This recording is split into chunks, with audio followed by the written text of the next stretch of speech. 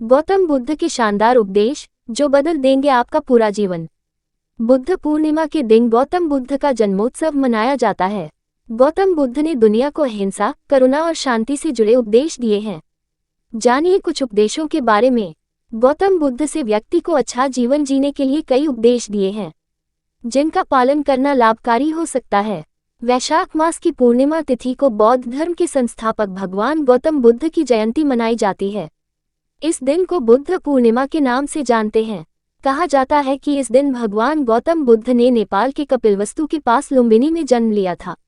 उनके बचपन का नाम सिद्धार्थ था। कहा जाता है कि उन्होंने बहुत ही कम उम्र में ज्ञान की प्राप्ति के लिए घर छोड़ दिया था और सन्यासी बन गए थे।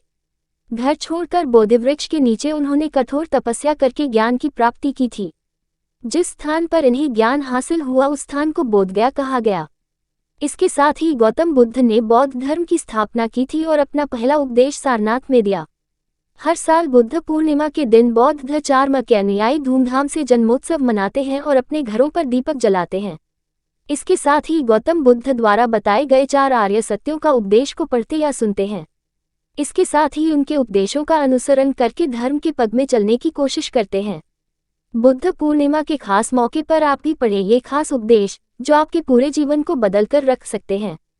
गौतम बुद्ध के उपदेश। गौतम बुद्ध के उपदेश। मनुष्य को कभी भी क्रोध की सजा नहीं मिलती, बल्कि क्रोध से सजा मिलती है। हजारों लड़ाइयों के बाद भी मनुष्य तब तक नहीं जीत सकता जब तक वह अपने ऊपर विजय प्राप्त नहीं कर लेता है। गौतम बुद्ध के उपदेश। सूर्य, चंद्र और सत्य, ये 3 चीजें कभी नहीं छिप सकती। मनुष्य को अपने लक्ष्य को प्राप्त करने से ज्यादा अपनी यात्रा पर ध्यान देना चाहिए। जैसे लाखों शब्दों के बीच एक शब्द आपको शांति दे जाता है।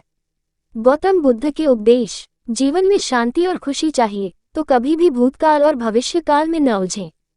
सत्य की राह पर चलने वाला मनुष्य जीवन में 2 ही गलतियां कर सकता है।